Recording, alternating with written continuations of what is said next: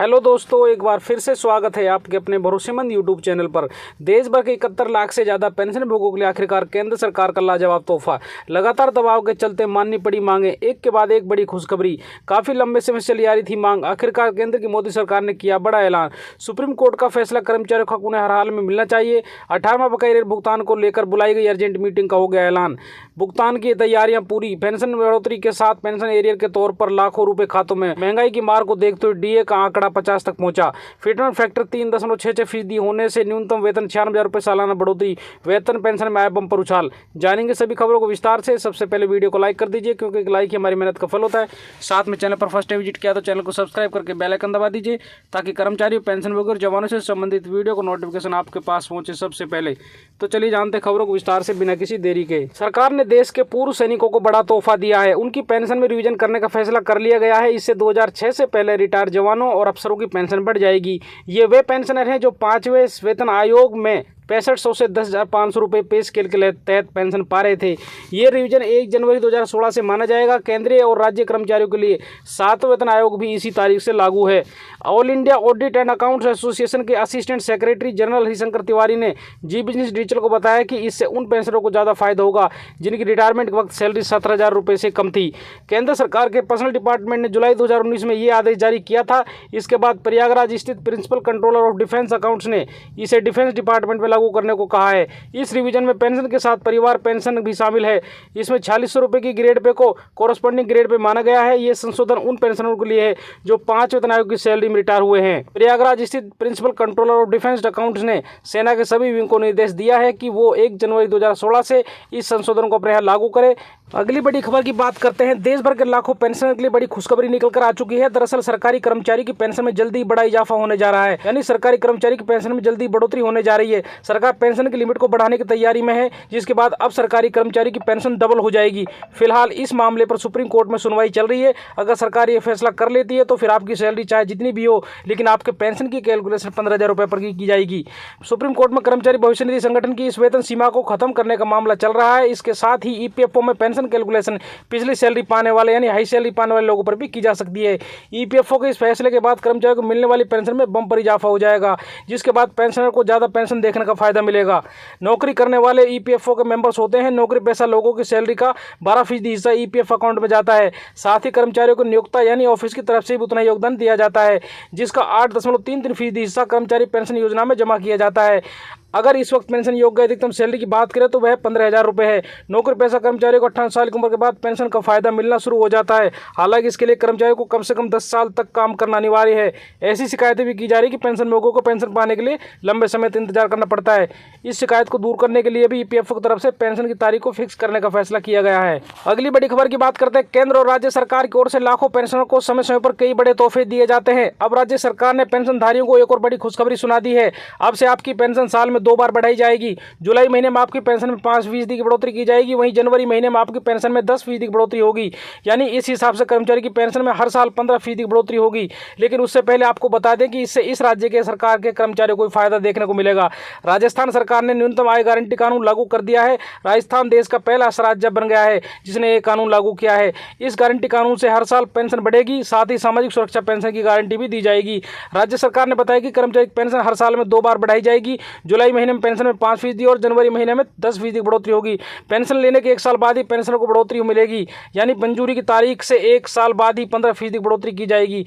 इसके अलावा राज्य सरकार ने बताया कि मनरेगा के तहत आपको अतिरिक्त रोजगार भी मिलेगा। अब दूसरी बड़ी खबर की बात करें तो केंद्रीय कर्मचारी फिटमेंट फैक्टर को लेकर भी काफ़ी दिनों से इंतजार में थे। कर्मचारियों को फिटमेंट फैक्टर का तोहफा भी जल्द मिल सकता है। लंबे समय से इसकी मांग की जा रही है। अब इस साल इसमें इजाफा होने की चर्चाएं हैं। अगर ऐसा हुआ तो सैलरी में बड़ा उछाल देखने को मिलेगा। 7वें वेतन आयोग के तहत फिटमेंट फैक्टर में इजाफे से केंद्रीय कर्मचारी की बेसिक सैलरी 8860 रुपये का इजाफा देखने को मिलेगा। ये इजाफा डीए हाइक के बाद मिल सकता है। फिलहाल फिटमेंट फैक्टर 2.57 गुना है। आने वाले दिनों में इसे 3.68 गुना होने की संभावना है। ऐसा होता है तो लेवल 3 पर बेसिक सैलरी 18,000 रुपये से बढ़कर 26,000 रुपये हो जाएगी। सीधे तौर पर कर्मचारी की सैलरी में 8,000 रुपये की न्यूनतम वेतन बढ़ोतरी देखने को मिलेगी। साथ ही इससे डीए के भुगतान पर भी असर देखने को मिलेगा। केंद्रीय कर्मचारियों के लिए अच्छी खबर है, लंबे समय के बाद में 18 महीने के डीए एरियर पर बड़ा अपडेट आ चुका है। मीडिया रिपोर्ट्स के मुताबिक सरकार जल्दी कर्मचारी खाते में 18 महीने के डीए एरियर के पैसे ट्रांसफर करने जा रही है। सरकार ने लोकसभा में 18 महीने के डीए एरियर के बारे में जानकारी दी थी। सरकार ने बताया कि कोरोना महामारी के दौरान कर्मचारी को रोके गए महंगाई भत्ते से सरकार को 34,402 करोड़ रुपए का फायदा हुआ है। 48 लाख ज्यादा केंद्रीय कर्मचारी और 68 लाख ज्यादा पेंशनरों को जल्दी डीए एरियर का पैसा मिल सकता है। बता दें सरकार की तरफ से अभी तक डीए एरियर को लेकर कोई सहमति नहीं बनी है, लेकिन उम्मीद जताई जा रही है कि आगामी लोकसभा चुनाव को देखते हुए सरकार 18 महीने के डीए एरियर का फैसला ले सकती है। सरकार ने महंगाई भत्ते की 3 किस्तें रोक दी थी। साल 2021 में इसे जून महीने में बहाल कर दिया गया था। हाल ही में केंद्र सरकार ने कर्मचारी डीए में इजाफा किया था। सरकार ने महंगाई भत्ते में 4% इजाफा किया है, जिसके बाद से कर्मचारियों को 42% के बाद डीए बढ़कर 40% हो गया था। अब दोबारा से कर्मचारियों को जनवरी 2024 से डीए बढ़ोतरी की खबरी मिल सकती है। केंद्रीय कर्मचारी लगातार मांग करते रहे थे कि 18 माह एरियर उनका हक है जो उन्हें हर हाल में मिलना चाहिए और उसका पैसा रोकना नहीं चाहिए। एरियर की डिमांड को लेकर कर्मचारी ने कोर्ट में भी अपील की थी। इस पर सुप्रीम कोर्ट ने सरकार को यह कहकर विचार करने के लिए कहा था कि यह कर्मचारियों का हक है, इसे फ्रीज किया जा सकता है लेकिन रोका नहीं जा सकता। आगे बात करते हैं केंद्रीय कर्मचारियों को नए साल की पहली 6 माह यानी जनवरी जून की अवधि के लिए महंगाई भत्ते का इंतजार है। इसी बीच पश्चिम बंगाल की सरकार ने 1 जनवरी 2024 से अपने कर्मचारी के भत्ते को बढ़ा दिया है। वैसे तो पश्चिम बंगाल की मुख्यमंत्री ममता बनर्जी ने डीए बढ़ोतरी का ऐलान दिसंबर में ही कर दिया था, लेकिन अब सरकार ने नोटिफिकेशन जारी कर दिया है। दिसंबर महीने मुख्यमंत्री ममता बनर्जी ने कहा था कि मैं घोषणा करती हूं कि राज्य सरकार के सभी 14 लाख कर्मचारी, सभी कॉलेजों, स्कूलों और विश्वविद्यालयों के शिक्षण और गैर शिक्षण कर्मचारियों, सभी प्राइवेट और सरकारी उपक्रमों के कर्मियों और पेंशन विभागों का डीए 4% बढ़ाया जाएगा। ममता बनर्जी ने कहा था कि डीए बढ़ोतरी के लिए उनकी सरकार को 2400 करोड़ रुपए का अतिरिक्त खर्च वहन करना होगा। केंद्र की मोदी सरकार ने महिला केंद्रीय कर्मचारियों को बड़ी राहत दी है। महिला सरकारी कर्मचारी अब अपने बच्चों को फैमिली पेंशन के लिए नॉमिनेट कर सकती हैं। पुराने नियम के तहत कोई भी महिला कर्मचारी पति को ही नॉमिनेट कर सकती थी। सरकारी कर्मचारी के निधन के बाद सबसे पहले फैमिली पेंशन स्पाउस को यानी पति या पत्नी को मिलता था। उसके बाद बच्चों को फैमिली पेंशन मिलने की बारी आती थी। कार्मिक लोक शिकायत एवं पेंशन मंत्रालय ने बताया कि सीसीएस रूल्स 2021 के नियम 50 के सब रूल 9 के मौजूदा प्रावधान के मुताबिक यदि किसी मृत सरकारी कर्मचारी पेंशन भोगी के पति पत्नी परिवार में है तो पहले पति या पत्नी को पारिवारिक पेंशन दी जाती थी।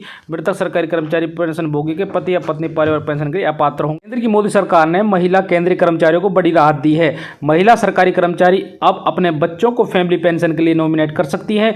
पुराने नियम के तहत कोई भी महिला कर्मचारी पति को ही नॉमिनेट कर सकती थी। सरकारी कर्मचारी के निधन के बाद सबसे पहले फैमिली पेंशन स्पाउस को यानी पति या पत्नी को मिलता था। उसके बाद बच्चों को फैमिली पेंशन मिलने की बारी आती थी। कार्मिक लोक शिकायत एवं पेंशन मंत्रालय ने बताया कि सीसीएस रूल्स 2021 के नियम 50 के सब रूल 9 के मौजूदा प्रावधान के मुताबिक यदि किसी मृत सरकारी कर्मचारी पेंशन भोगी के पति पत्नी परिवार में है तो पहले पति या पत्नी को पारिवारिक पेंशन दी जाती थी। मृतक सरकारी कर्मचारी पेंशन भोगी के पति या पत्नी पारिवारिक पेंशन के लिए अपात्र होंगे या उनकी मृत्यु हो जाती है। उसके बाद बच्चे परिवार के अन्य सदस्य पारिवारिक पेंशन। देश के सरकारी बैंक के कर्मचारी और पेंशनरों के लिए एक बड़ी खुशखबरी सामने आई है। 1 नवंबर 2022 से पेंडिंग सैलरी बढ़ोतरी मांग पर सहमति बन चुकी है, जिसका मतलब अब सरकारी बैंक के कर्मचारियों की सैलरी बढ़ सकती है। इंडियन बैंक एसोसिएशन और यूनियन 5 सालों के लिए 17% सैलरी रिविजन करने पर सहमत हुए हैं। वेतन बढ़ोतरी को लेकर MOU साइन किए हुए हैं, जिसके तहत कहा गया है कि 1 नवंबर 2022 से 17% वेतन बढ़ोतरी लागू की जाएगी।